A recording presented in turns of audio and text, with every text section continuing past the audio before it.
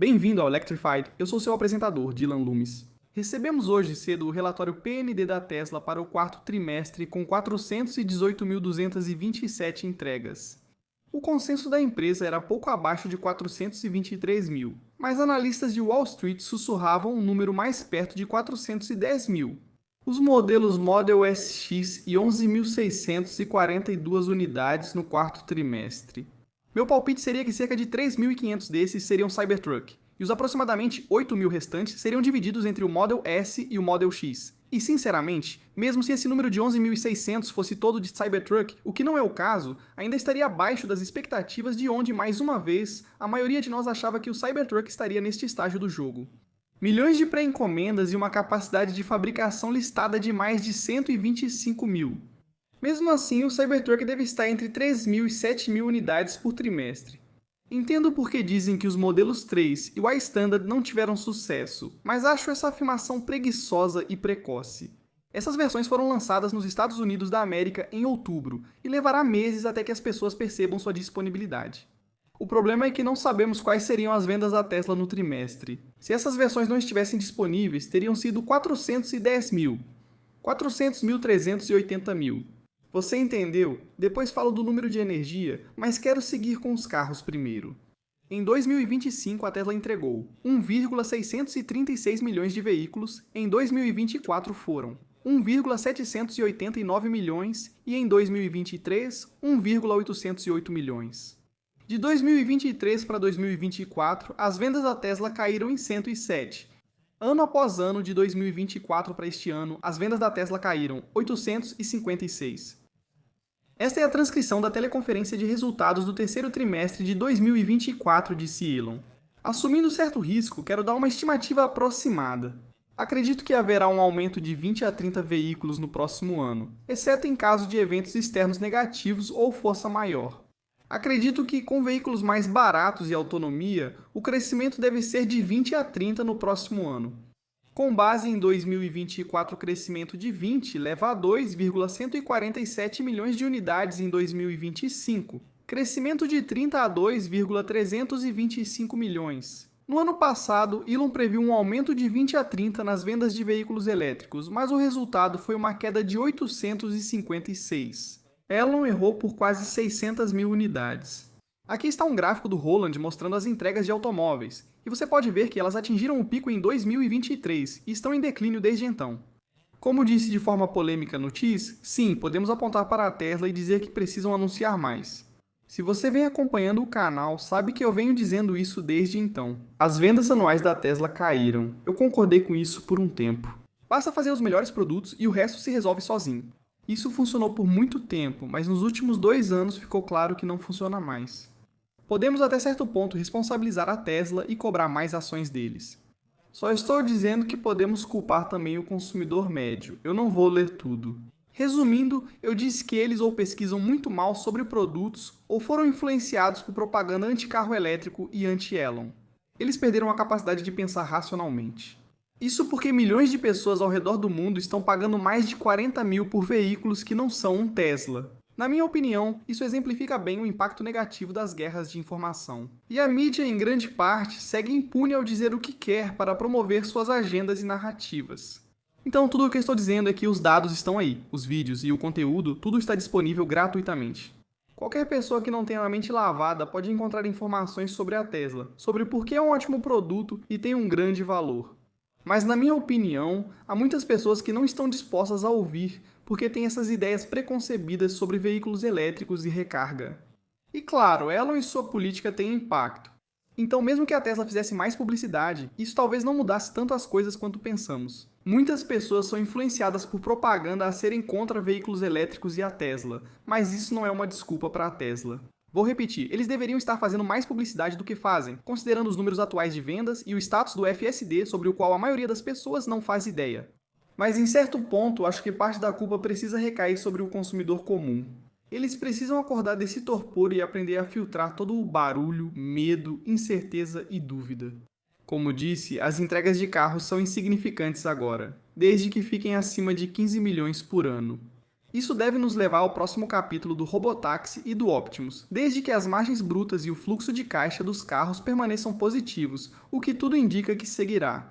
Essa linha de negócios está cumprindo seu papel como uma espécie de capital de risco interno e também está aumentando a frota para, eventualmente, ter capacidades de robotáxi. E claro, para coletar mais dados, mas neste momento eu só acho que está tudo bem. E é justo dizer que esses números são decepcionantes, dado o que sabemos sobre a empresa, e para onde todos nós queremos ir em termos de um futuro sustentável, mais limpo e mais seguro. E vou ser honesto, estou mais ansioso pelo primeiro trimestre para ver onde as coisas podem se estabilizar e possivelmente, com sorte, chegar ao fundo do poço. O quarto trimestre foi relativamente turbulento com a antecipação do terceiro trimestre devido ao fim do crédito fiscal para veículos elétricos, então para mim, o primeiro e o segundo trimestre serão interessantes. No setor de energia, no quarto trimestre, a Tesla instalou 142 gigawatts-hora de armazenamento, um recorde. Implantaram-se 467 gigawatts-hora de energia no ano. Ao observar outro gráfico do Roland, percebe-se um crescimento expressivo em relação aos pouco mais de 30 gigawatts-hora de 2024. E o negócio de armazenamento de energia ainda está em sua infância, mas está crescendo rapidamente, realmente, sem sinais de desaceleração. Eu adoro esse gráfico que o Sebastian montou. Ele separou o negócio de armazenamento de energia em unidades equivalentes a 75 kW de veículos elétricos. Se você considerar que o veículo médio da Tesla tem bateria de 75 kWh, esses equivalentes energéticos em veículos elétricos mostrariam quantos veículos o setor de energia realmente produz, disse. Se você olhar o número do quarto trimestre, são 622.667. Se você multiplicar isso por 75 kWh, isso te dá os 467 GWh que a Tesla Energia fez. E sim, esse número foi para o ano completo de 2025, mas cada barra aqui representa um período de 12 meses consecutivos. Ou seja, o setor de energia da Tesla, se você comparar com o equivalente em carros, está mostrando um crescimento muito forte e consistente, e quando você analisa em termos de quantas baterias a Tesla está implantando no mundo, o setor de energia já superou o setor automotivo.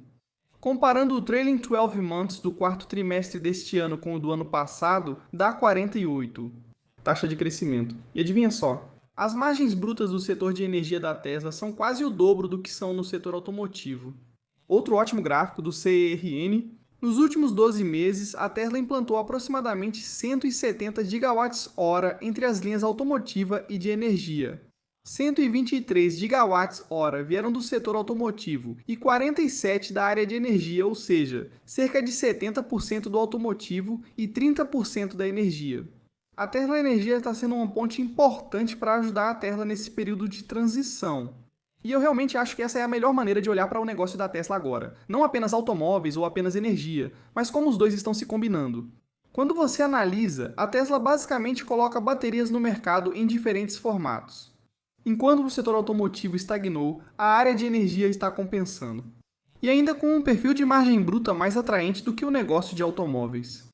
Por fim, a atual capacidade de produção de baterias automotivas da Tesla é de cerca de 225 gigawatts-hora, com a capacidade atual da Tesla de fabricar cerca de 3 milhões de veículos por ano e mais 100 gigawatts-hora, vindos de Lathrop, Xangai e Powerwall.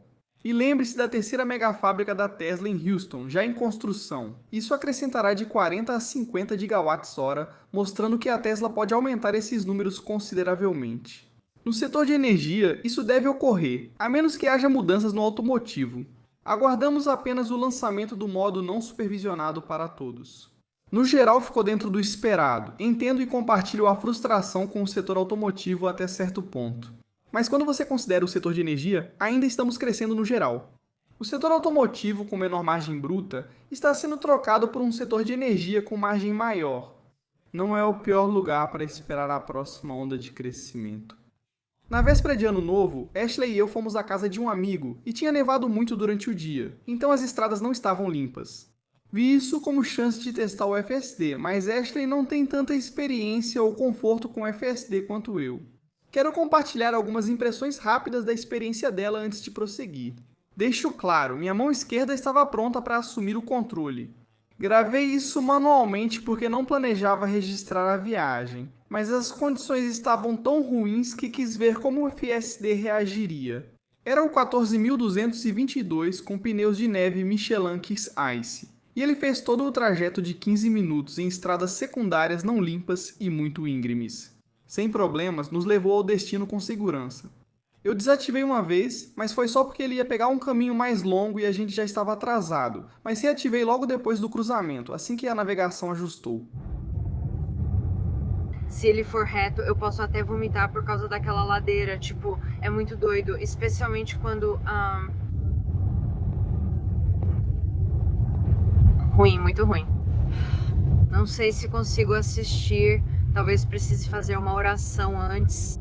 Eu realmente espero que a gente não siga por esse caminho. Será que podemos evitar isso? Por favor, não surta, tá bom? Eu odeio essa ladeira no inverno, é horrível. Porque tem uma parte aqui que é tipo uma ponte. Eu não gosto disso. Caramba. Meu Deus.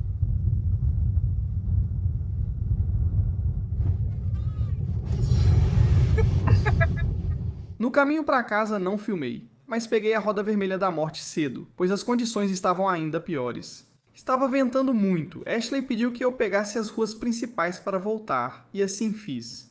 Mesmo assim, estou impressionado com o controle de velocidade nessas condições ruins, e muitos não sairiam com as ruas assim. E eu realmente não achei que veríamos esse tipo de desempenho na neve da Tesla por pelo menos mais um ano. Mas claramente eles estão fazendo mais testes na neve do que estão deixando transparecer. Não estou dizendo que estou pronto para ficar no banco de trás nessas condições, pois mostrei um caso em que ele deslizou semanas atrás. E se eu não estivesse no banco, havia uma boa chance. A gente provavelmente teria acabado batendo em um poste, não fatalmente ou algo assim, mas provavelmente teria havido algum dano.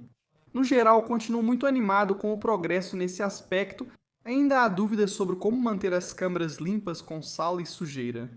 Mas tenho que dizer que o estado atual do FSD na neve como essa está muito melhor do que eu esperava neste momento.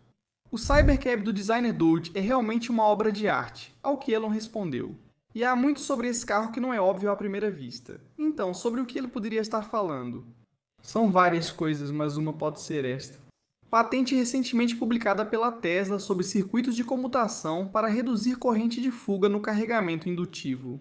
Uma nova patente para carregamento sem fio.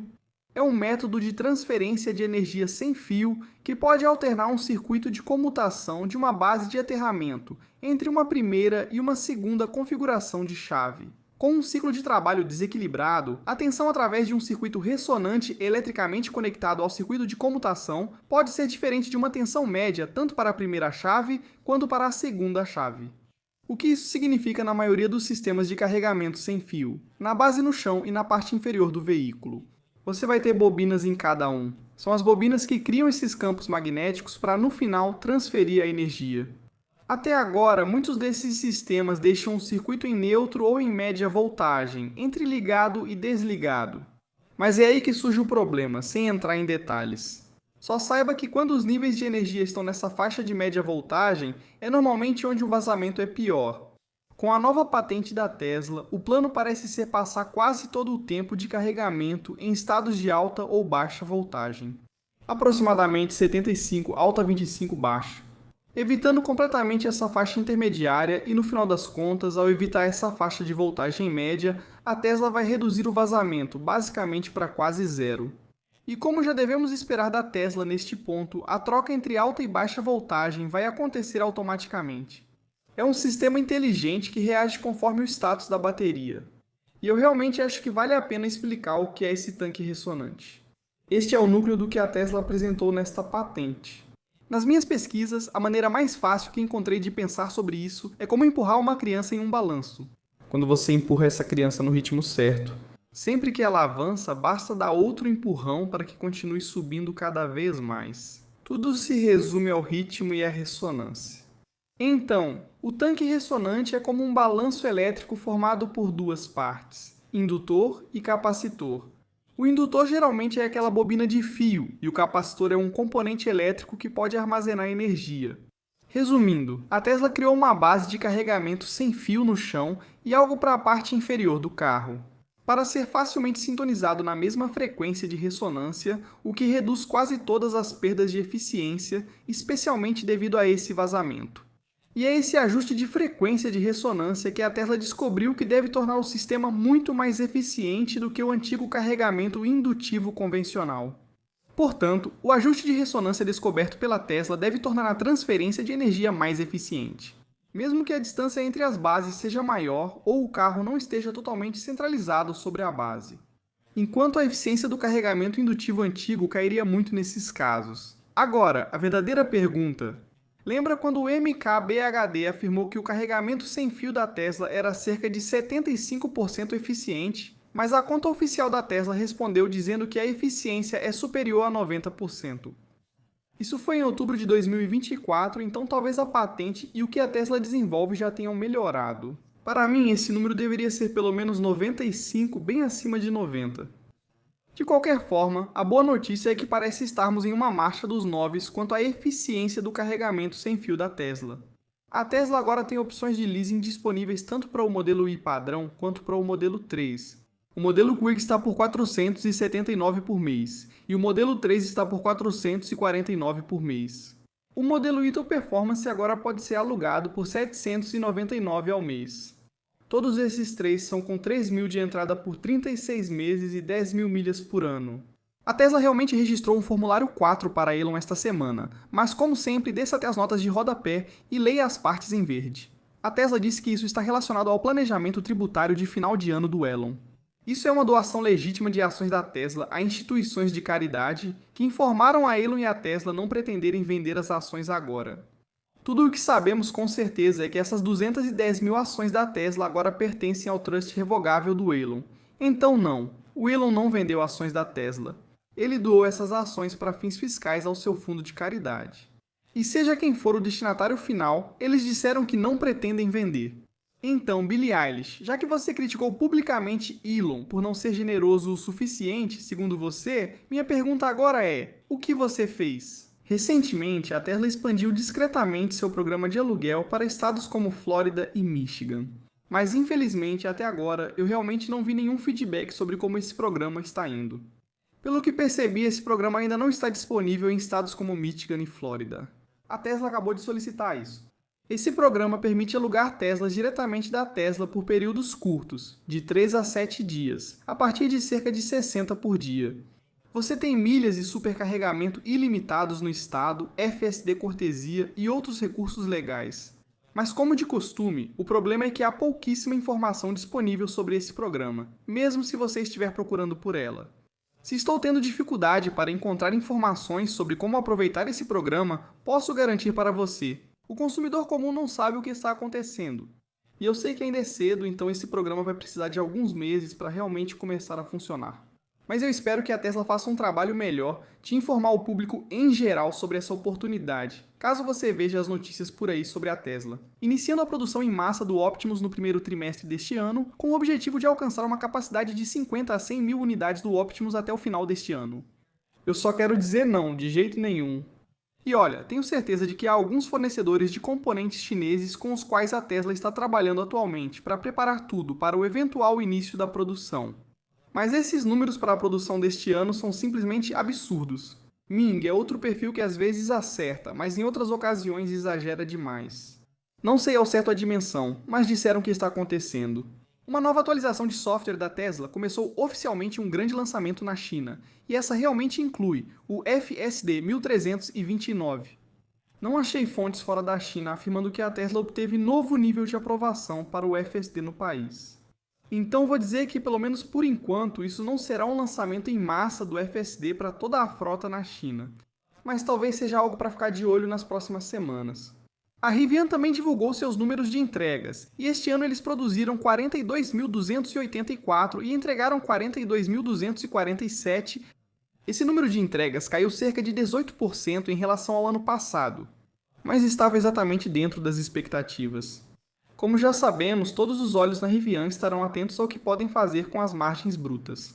E teremos que esperar até 12 de fevereiro para ver se eles fizeram algum progresso nesse sentido.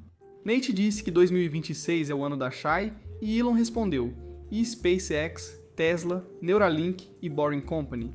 2026 será especial. As ações da 43.807 caindo 259. O NDX recuou 0,17. O volume ficou 13 acima da média. Espero que todos tenham um ótimo e seguro primeiro final de semana de 2026 e um enorme obrigado a todos os meus apoiadores no Patreon.